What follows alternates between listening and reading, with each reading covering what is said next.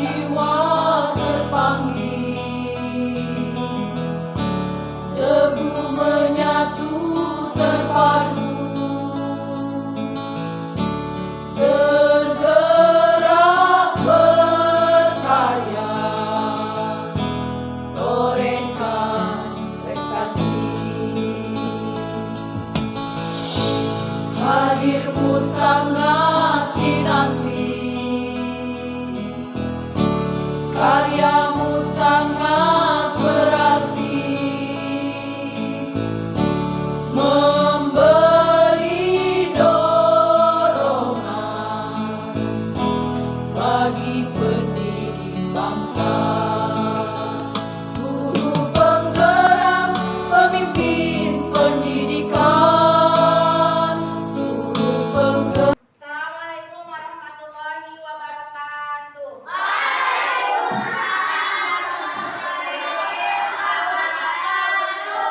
Halo anak-anak hebat, apa kabarnya hari ini?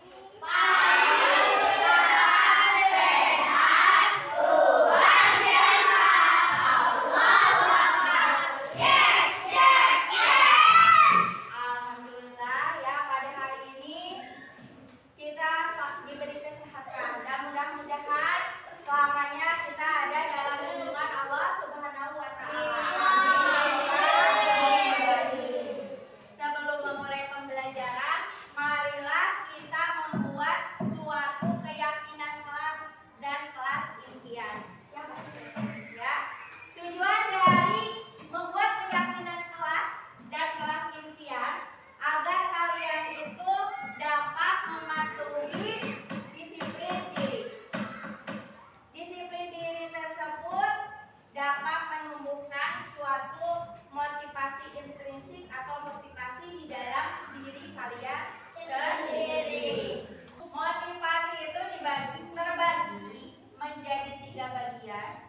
Yang pertama ada motivasi untuk mendapatkan penghasilan. Yang kedua ada motivasi untuk menghindari hukuman. Dan yang ketiga ada motivasi untuk meyakini nilai-nilai kebajikan yang ada pada diri kita sendiri. Sekarang marilah kita membuat keyakinan kelas dan kelas impian. Ibu akan bagikan satu orang stick note. Silakan kalian menuliskan satu keyakinan kelas dan satu kelas impian. Ya. Yang warna pink keyakinan kelas, yang warna kuning kelas impian. Silakan kalian tuliskan.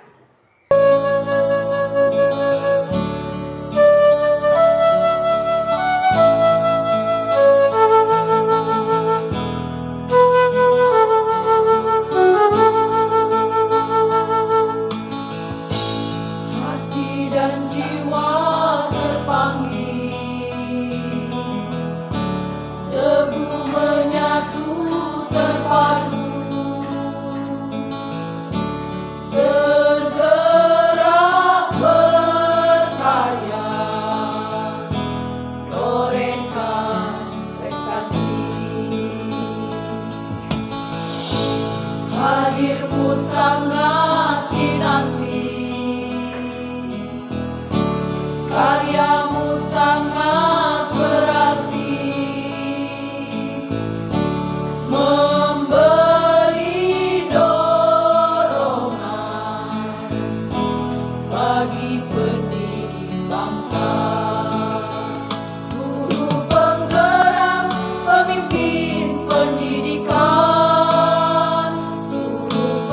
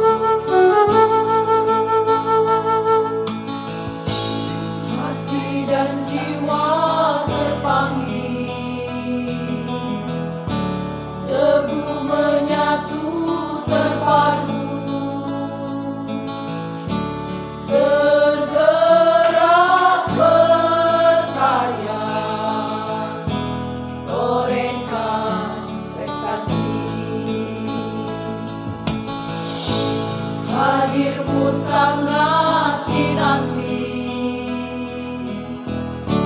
karyamu sangat berarti, memberi dorongan bagi pendidik bangsa. Guru penggerak, pemimpin pendidikan, guru penggerak, kembangkan keterampilan, menuntut kodrat alam dan kodrat zaman, wujudkan merdeka belajar. Guru penggerak.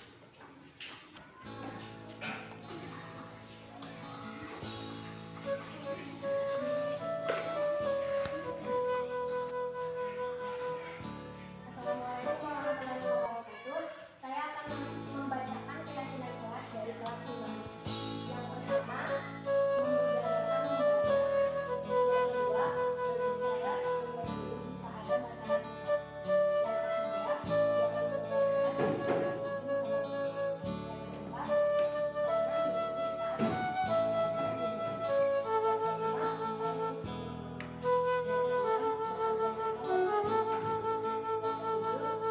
keenam, bekerja sama bersama. Hati dan jiwa terpanggil,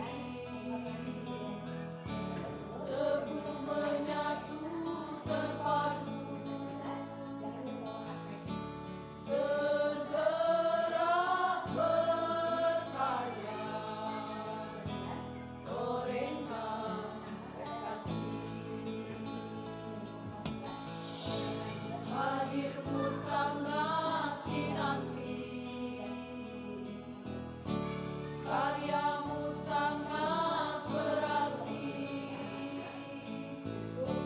memberi dorongan bagi pendidik bangsa.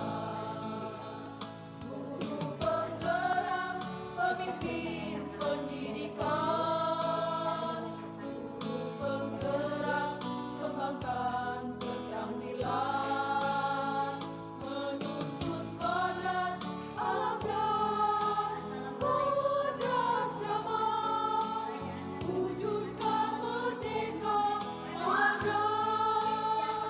Guru penggerak selalu berinovasi, guru penggerak selalu berkreasi.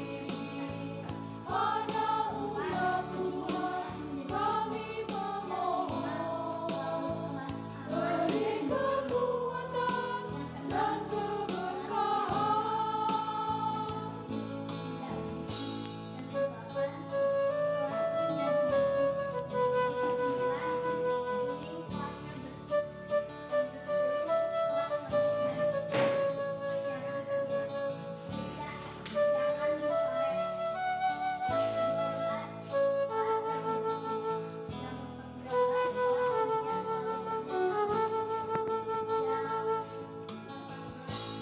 Hati dan jiwa terpanggil, teguh menyatu terpadu, bergerak berkarya, torehkan prestasi. Hadirmu sangat dinanti, karyamu sangat berarti, memberi dorongan. Bismillahirrahmanirrahim. Assalamualaikum warahmatullahi wabarakatuh. Pertama-tama, marilah kita panjatkan puji dan syukur kehadirat Allah Subhanahu wa Ta'ala. Berkat rahmat dan hidayahnya, kita dapat diberi kesehatan dan dapat berkumpul untuk memenuhi tugas aksi nyata saya mewujudkan budaya positif dengan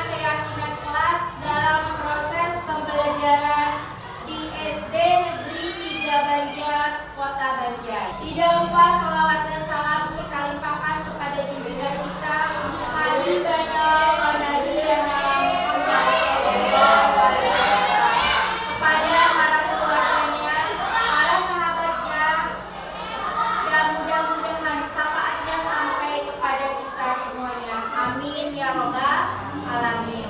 Yang saya hormati Ibu Kepala Sekolah SD Negeri 3 Banjar, yang saya hormati rekan-rekan guru SD Negeri 3 Banjar. Perkenankan, pada kesempatan kali ini saya akan menyampaikan materi modul budaya positif yang telah saya pelajari. Dunia pendidikan saat ini memiliki tantangan yang sangat besar karena kita sebagai pengajar harus merubah cara pola pikir calon generasi penerus bangsa agar mampu menghadapi dunia, sehingga kita harus memiliki kreativitas yang luar biasa dalam proses pembelajaran di abad ke-21 ini. Bapak Ibu yang saya hormati, sekarang ini marilah kita kenali diri kita. Apakah kita ini masih berpikir bahwa semua murid itu memiliki kebutuhan yang sama? Apakah kita masih berpikir bahwa semua murid itu harus sama seperti kita? Atau apakah kita masih menganggap perilaku buku adalah satu kesalahan? Sebelum mengenal perubahan paradigma belajar, marilah kita coba melakukan kegiatan cobalah buka. Silakan Bapak Ibu semuanya saling berhadapan. Bapak Ibu akan ikuti kegiatan cobalah buka. Yang satu, tugasnya adalah mengepalkan tangannya. Sekarang coba Bapak Ibu bayangkan bahwa dalam kepalan tangan tersebut ada sesuatu yang sangat berharga yang penting bagi kita. Bapak Ibu tersebut harus sekuat tenaga mempertahankannya. Kemudian tugas rekan yang satu lagi, Bapak Ibu boleh membujuk, menghardik, mengintimidasi, memarahi, atau menggoda, menggelitik, bahkan menawari Bapak Ibu uang agar bersedia membuka kepalan tangan tersebut. Silakan Bapak Ibu mencobanya.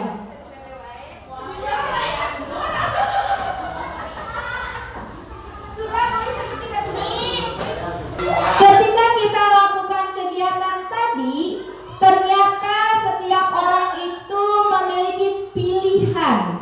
Ada yang tetap menutupnya, ada juga yang membuka kepalan tangan tersebut. Semua itu tergantung dari pilihan Bapak Ibu sesuai dengan kondisi saat ini. Hal ini kita mempelajari pendekatan teori kontrol, di mana yang mengontrol diri kita adalah diri kita sendiri. Bapak Ibu yang saya hormati, ada perbedaan. Yang pertama, pada stimulus respon, realitas atau kebutuhan kita itu sama, tetapi pada teori kontrol, realitas atau kebutuhan kita itu berbeda. Kemudian pada stimulus respon, semua orang itu melihat hal itu sama, tetapi pada teori kontrol, setiap orang memiliki gambaran yang berbeda. Kemudian pada stimulus respon, kita mencoba mengubah orang agar berpandangan sama dengan kita. Sedangkan pada teori kontrol, kita selalu berusaha memahami pandangan orang lain itu tentang dunia. Selanjutnya, pada stimulus respon, perilaku buruk dilihat sebagai suatu kesalahan. pada teori kontrol, semua perilaku itu memiliki suatu tujuan. Kemudian pada stimulus respon, orang lain itu bisa mengontrol saya. Pada teori kontrol, hanya diri kita sendiri yang dapat mengontrol diri kita. Jadi atas kesadaran intrinsik dari diri kita sendiri. Kemudian pada stimulus respon, kita bisa mengontrol pada orang lain. Sebaliknya, kalau pada teori kontrol, kita tidak bisa mengontrol orang lain. Kemudian pada stimulus respon, pemaksaan ada pada saat bujukan gagal. Pada teori kontrol, kolaborasi dan konsensus menciptakan pilihan-pilihan baru. Yang terakhir, pada stimulus respon, model berpikirnya tentu sudah menang dan kalah. Tetapi pada teori kontrol, model berpikirnya itu merasa menang dan selalu menang. Bapak Ibu yang saya hormati, bila kita ingin membuat kemajuan perlahan, sedikit-sedikit ubahlah sikap atau perilaku sendiri. Namun bila kita ingin memperbaiki cara-cara utama kita, maka kita perlu mengubah kerangka acuan kita. Ubahlah bagaimana diri kita itu melihat dunia, bagaimana diri kita itu berpikir tentang manusia. Ubahlah paradigma diri kita, skema pemahaman dan penjelasan aspek-aspek tertentu tentang realitas. Ini sesuai dengan yang diungkapkan oleh Stephen Covey pada prinsip Center Leadership pada tahun 1991. Bapak Ibu, kemudian apakah disiplin positif itu? Mungkin ketika kita mendengar kata disiplin, pasti identiknya dengan tata tertib atau suatu peraturan atau suatu hukuman atau suatu kepatuhan. Padahal disiplin positif ini merupakan suatu pendekatan yang dilakukan untuk membentuk karakter murid, sehingga apa yang dilakukan akan melekat pada diri kita sendiri dan menjadi pribadi yang lebih baik, yang dapat menciptakan nilai-nilai kebajikan yang saat ini tertuang di dalam profil pelajar Pancasila. Apa itu profil pelajar Pancasila? Di sini kita bisa lihat, mungkin semuanya sudah tahu kalau profil pelajar Pancasila itu yang pertama adalah beriman, bertakwa kepada Tuhan Yang Maha Esa dan berakhlak mulia. Kemudian bergotong royong. Yang ketiga berwawasan global. Yang keempat mandiri. Yang kelima kreatif. Dan yang keenam bernalar kritis. Selanjutnya, untuk menciptakan disiplin positif, kita harus memotivasi perilaku manusia. Berdasarkan standar pendidikan nasional bahwa disiplin positif ini adalah menciptakan lingkungan yang positif, maka setiap warga sekolah dan pemangku kepentingan perlu saling mendukung, menghayati, dan menerapkan nilai-nilai kebajikan yang telah disepakati bersama untuk dapat menerapkan tujuan mulia, sehingga dapat mengembangkan sekolah dengan baik agar terwujud suatu budaya sekolah yang positif sesuai dengan standar kompetensi pengelolaan yang telah ditetapkan.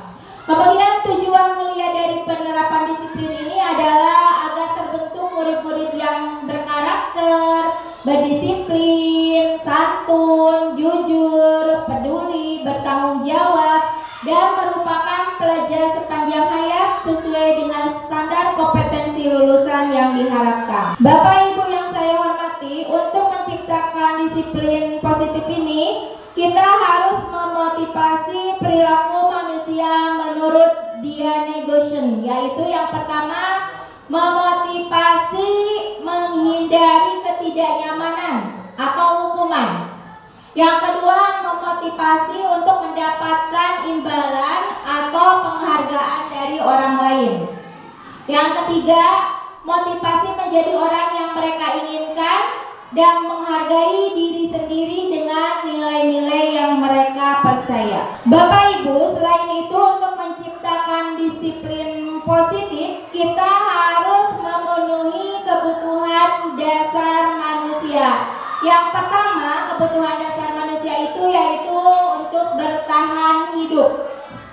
Ya, di sini bersifat fisiologis, contohnya saja kesehatan, rumah, makanan. Kebutuhan biologis ini sebagai bagian dari proses reproduksi termasuk kebutuhan untuk tetap bertahan hidup. Kemudian yang kedua yaitu kebutuhan kasih sayang dan rasa ingin diterima. Pada posisi ini bersifat psikologis, contohnya mereka itu merasa bagian dari suatu kelompok atau diperhatikan oleh temannya, oleh keluarganya, oleh pasangannya, atau oleh rekan kerja. Selanjutnya yang ketiga yaitu kebutuhan kesenangan. Kebutuhan kesenangan itu merupakan kebutuhan untuk merasa senang ya pada diri mereka, ya, menciptakan rasa senang terhadap pribadi murid. Contohnya mereka diajak untuk bermain, mereka diajak untuk tertawa.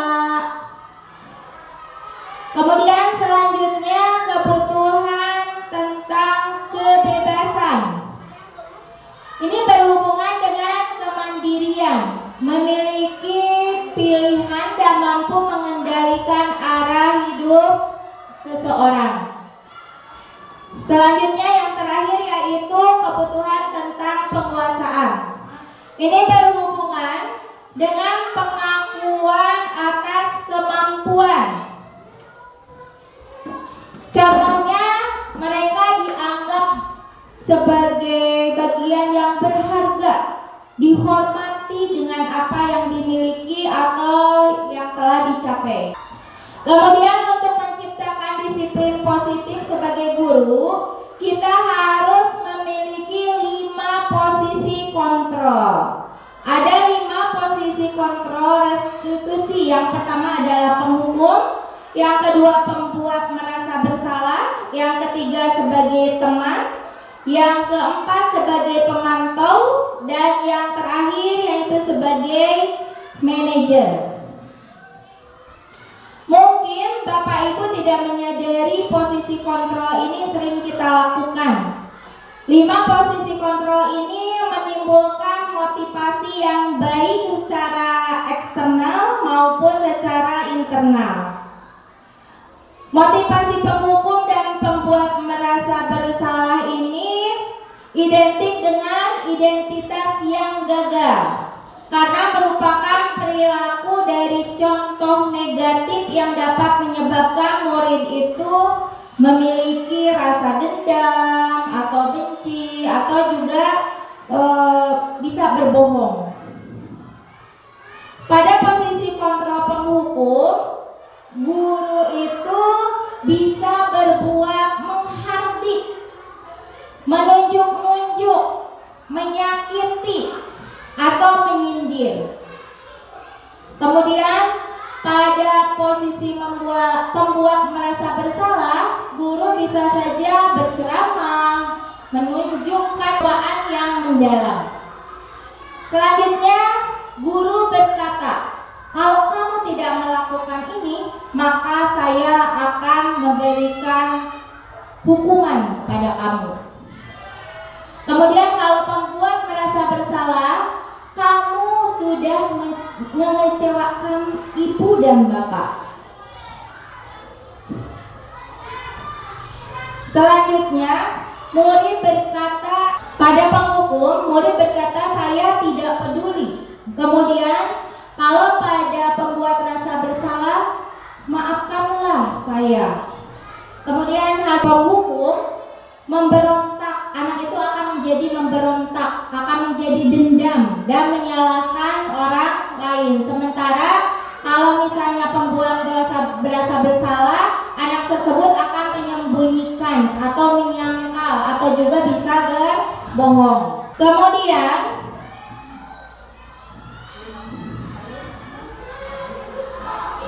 pada posisi kontrol teman, pemantau dan manajer identik dengan perilaku positif karena membuat murid kita itu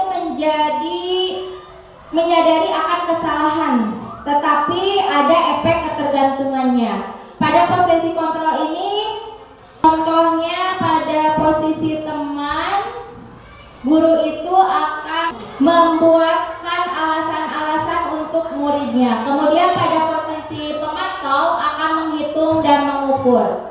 Selanjutnya pada posisi manajer akan mengajukan sebuah pertanyaan. Kemudian guru pada posisi teman akan berkata, "Lakukanlah demi Bapak Ibu, ya sudahlah nanti Bapak Ibu bantu bereskan."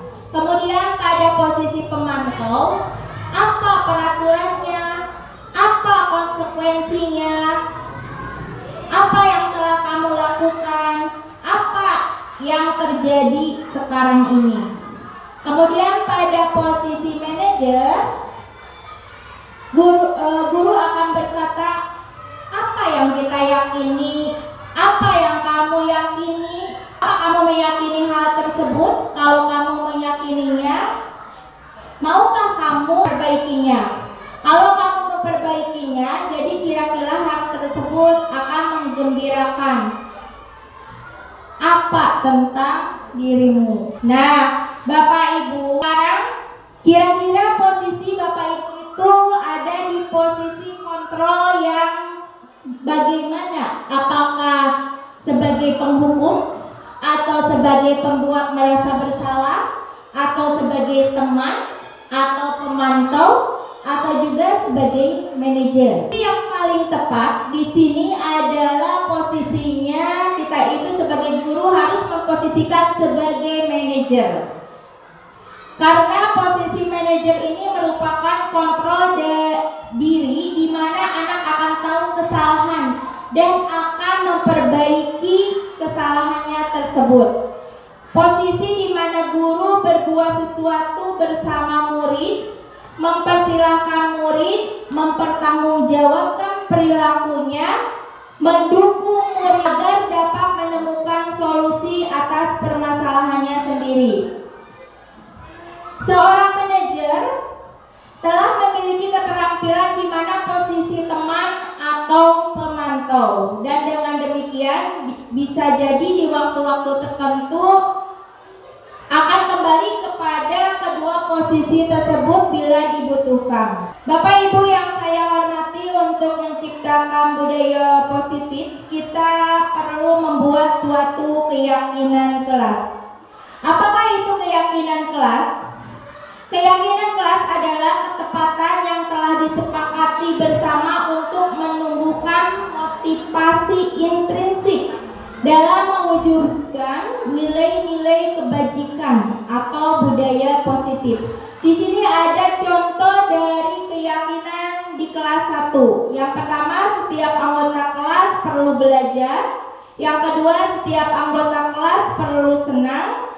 Yang ketiga, setiap anggota kelas perlu melakukan tugas. Yang keempat, setiap anggota kelas perlu saling menghargai. Dan yang terakhir, setiap anggota kelas perlu merasa aman. Selanjutnya untuk contoh di kelas 5, yang pertama, selalu bersikap positif. Yang kedua, senantiasa menjadi diri terbaik. Yang ketiga, percaya dan menghormati orang lain serta barang miliknya. Yang keempat, berkomitmen terhadap setiap tugas. Dan yang terakhir, senantiasa selalu membantu. Ketika terjadi masalah salah dalam melaksanakan keyakinan kelas kita, tidak dapat langsung menghukum anak. Itu salah Bapak Ibu kalau langsung anak itu dihukum. Tetapi kita dapat menggunakan segitiga restitusi untuk menyelesaikan masalah tersebut, sehingga anak dapat kembali kepada kelompoknya dengan pribadi yang lebih baik. Dalam segitiga restitusi ini ada 3 tahapan. Yang pertama yaitu menstabilkan identitas. Setiap orang pasti pernah melakukan kesalahan. Kamu bukan satu-satunya yang pernah melakukan ini. Kemudian ada validasi tindakan yang salah. Guru akan berbicara, kamu tentu punya alasan mengapa kamu melakukan itu. Adakah cara yang lebih efektif untuk mendapatkan apa yang kamu butuhkan? Kemudian untuk menanyakan keyakinan kelas, guru akan mengucapkan keyakinan kelas apa yang telah kita sepakati. Kamu ingin menjadi orang yang seperti apa? Bapak Ibu, dari hasil pemaparan tadi, barangkali ada yang belum dipahami atau belum jelas. Silakan bagi yang ingin bertanya dipersilakan. Bismillahirrahmanirrahim. Assalamualaikum warahmatullahi wabarakatuh. Perkenalkan, saya Nanti Astuti SPD. Ada beberapa hal, ada satu pertanyaan yang akan saya tanyakan kepada Bu Lois. Terima kasih waktunya yang telah diberikan dari Bu Lois ya. Tadi sudah dipaparkan tentang 3 motivasi. Yang pertama, memotivasi untuk menghindari ketidaknyamanan. Yang kedua, memotivasi untuk mendapatkan imbalan. Dan yang ketiga, memotivasi menerapkan nilai-nilai untuk dihargai. Pertanyaannya, boys, dari ketiga motivasi tadi, mana yang sebaiknya diterapkan untuk siswa agar lebih baik membentuk karakter? Kiranya sekian dan terima kasih. Terima kasih kepada Bu Narti atas pertanyaannya. Ya, dari ketiga motivasi yang telah tadi dipaparkan, jadi yang paling tepat adalah motivasi menjadi orang yang mereka inginkan dan menghargai diri sendiri dengan nilai-nilai yang mereka percaya. Di sini mereka itu bisa melakukan sesuatu karena nilai-nilai yang mereka yakini dan ingin dihargai. Dan mereka melakukannya karena ingin menjadi orang yang melakukan nilai-nilai yang telah mereka yakini. Ini adalah motivasi yang akan membuat seseorang itu menjadi disiplinnya menjadi disiplin positif, karena motivasinya yang diperlakukannya itu bersifat internal, bukan eksternal. Mungkin hanya itu Bu Nanti yang bisa saya sampaikan. Sekarang marilah kita merefleksikan diri kita. Apakah diri kita itu berada pada posisi kontrol seperti apa? Apakah sebagai penghukum? Apakah sebagai pembuat merasa bersalah? Apakah sebagai teman? Apakah sebagai pemantau? Atau sebagai manajer? Apakah diri kita itu sudah di posisi kontrol yang mana?